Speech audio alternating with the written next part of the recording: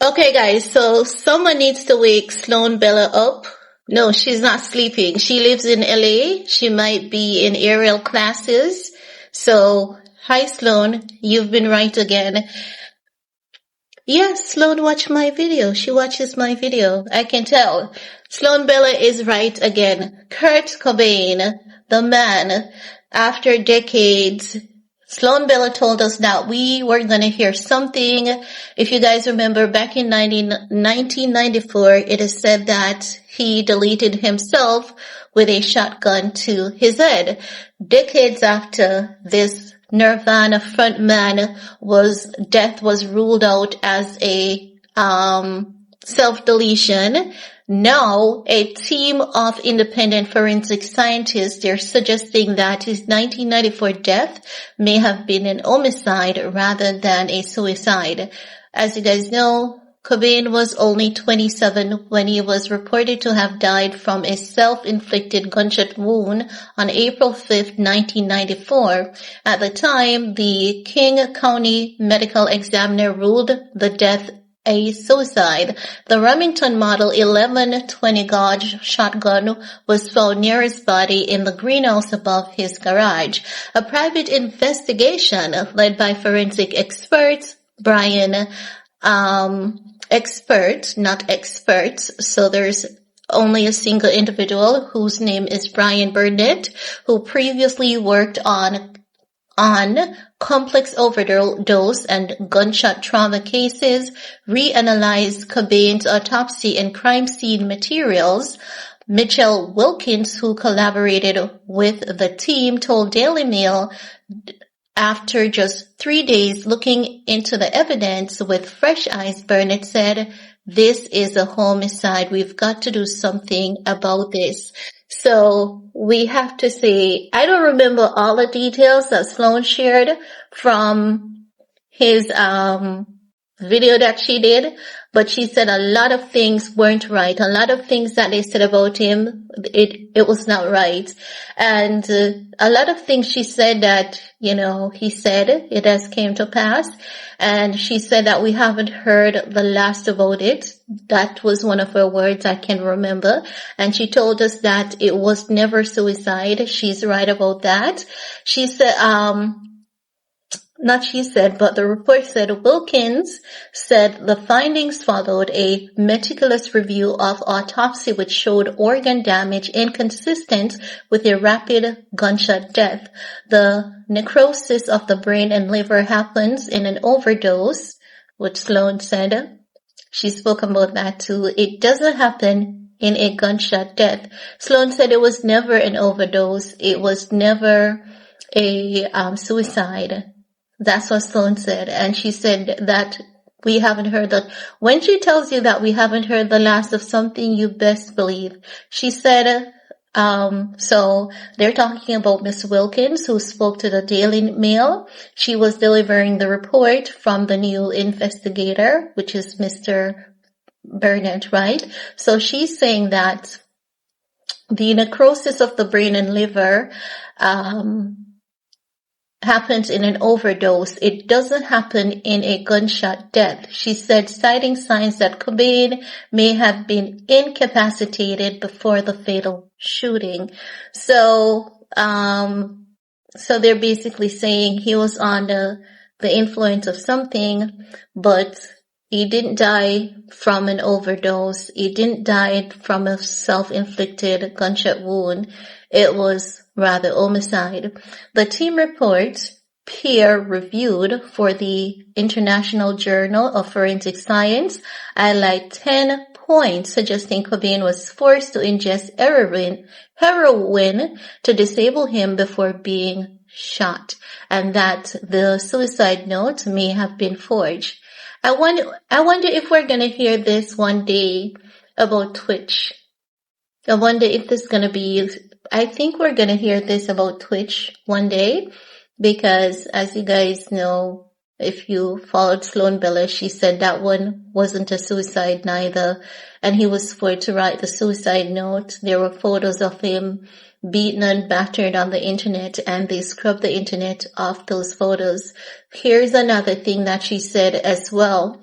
So the report says that he was forced to ingest heroin to disable him before being shot, and that the suicide note may have been forged. To me, it looks like someone staged a movie and wanted you to be absolutely certain this was a suicide, Wilkins said, as for Times of India, pointing to the neatly organized heroin kit and unusual placement of the weapon. The forensic review also questioned blood patterns and Cobain's hand position. If you ever look at photos of gunshot suicide, they are brutal. There is no universe where the hand is not covered in blood. You could eat off it. So they're saying normally, if the hand pulled the trigger, the hand is normally clean because you get that effect, right? So this is a bottle. So just imagine when you do this, the head is pushed back, the hand is pushed back, so the hand is usually clean, right? I watch a lot of forensic movie, and they have done this replay quite a few times, and so I know what they're talking about. I'm not that kind of person. Don't get that into your heads, guys. It's just from knowledge, right? So Wilkinson said they're saying, the hand is usually clean. Officials maintain their original conclusion. A King County medical examiner spokesperson told Daily Mail, our office is always open to revisiting its conclusion if new evidence comes to light, but we've seen nothing to date that would warrant reopening the case. Similarly, Seattle police said our detectives concluded that he died by suicide and that this continues to be the position held by this department. How do you still hold that position when investigators are clearly pointing out to you that the position of the gun, the hands are too clean, the cocaine kit is too placed, it was really staged? That is new discovery. No. They're saying, while the team is not seeking arrest, Wilkins emphasized transparency. We weren't saying arrest people tomorrow, she said. We're saying you have this, the extra evidence that we don't have. If we're wrong, just prove it to us. That's all we ask them to do. New finding reignite debates over one of music's most enduring mysteries. The case should be re-examined and revisited because that is more than enough evidence, and it is strong enough for them to go over the details of this case. Because, come on, the hands are clean. It looked all staged. The cocaine kit stage, everything is basically staged. They're saying like a movie, and they're saying his crime scene was not consistent with the other scenes of people who commit suicide. That's more than enough for them to go on, for me, in my opinion. Now, I watched that Sloan Bella's reading like some time ago. It was before I truly knew Sloan Bella, I think? If not, it was some time ago when I was binge watching a lot of her videos, like a lot of them going all the way back. And that's how I know she has a Kurt Cobain video. I know he's someone that she loves. She loves how he thinks. She loves his mind when it comes to politics. I can just remember those things. Like something will be said long ago, and I can still remember it as though it was fresh yesterday. But what I find with this one, why I'm not able to remember it verbatim, is because a lot of the cases that she reads about, they have so many similarities to them. When these individuals have been taken out, it's consistently staged. There's consistently a staging. There's consistently a group of people covering up, and she always reassures that it's not the last we've heard of it. And she will say, one person or three people, or she'll give specific numbers. But she did say one person is going to find out the truth as to what happened to Kurt Cobain. And here we are today. One individual has figured out the truth. Will the police department? So, I'm just saying that because in Hollywood, they take out people a lot. They delete you a lot. And these things, they happen in Hollywood. And I would say they happen in Hollywood more than how they happen in the rest of the world. And because it is so common, like it is too common in Hollywood, and it needs to end. It needs to end because of money, because of greed, because of power, because someone knows too much about something. Someone said something that they shouldn't have said. Someone said something to offend someone. Someone is not willing to move on with a contract. Someone is refusing to be an industry slave. Like, there's always this consistent pattern. And I'm just saying that these patterns, they need to end. People need to be independent. People need to be free. And no one should be taken out because they choose a different path. We're all given that free will. And I think that people should not be abused because of their free will. People should not be disrespected, abused, gaslighted.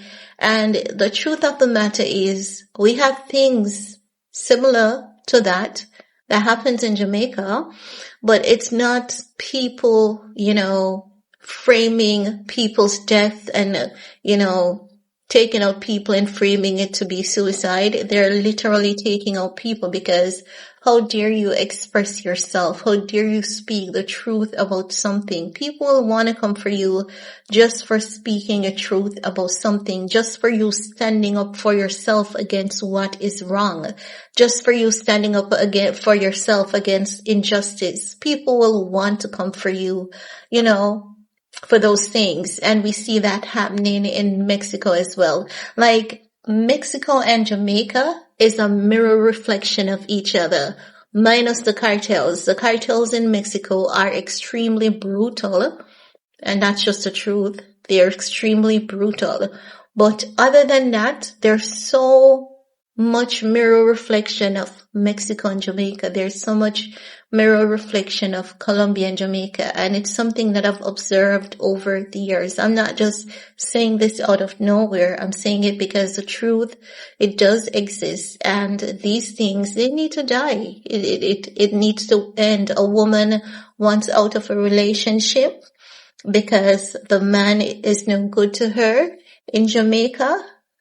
And in Mexico, also in Colombia, that man feels as though he has some entitlement to you. He has some ownership to you. And because of that, our women have been truly choosing to go celibate.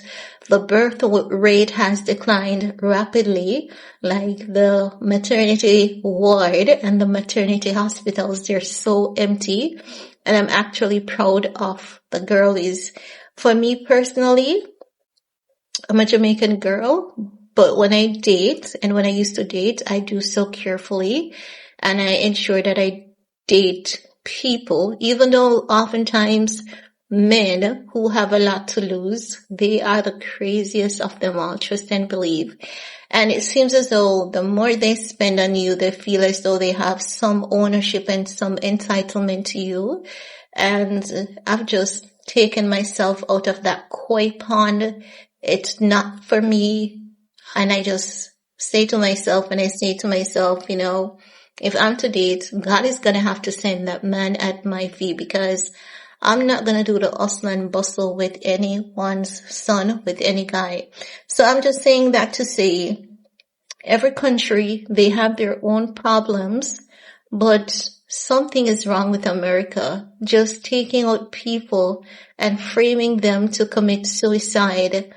And then now it's been revealed that Kurt Cobain did not commit suicide, and they're breaking it down logically as to why this man did not commit suicide and couldn't have committed suicide. And then you have the police department is saying, ain't no doubt that they did their investigation. Like, look at what, 14 years ago? Is it 14?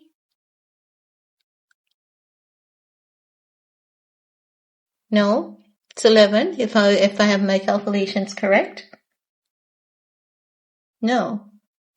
Anywho, it was 1994, right? Someone do the calculations. Scattered brain at this point. Not scattered brain, but I'm just thinking about so many different things and the disappointments. Like, it's really disappointing. I think the police department would be excited for the news, but then again, if they were paid to cover up the truth, they're not going to be disappointed about that news, right?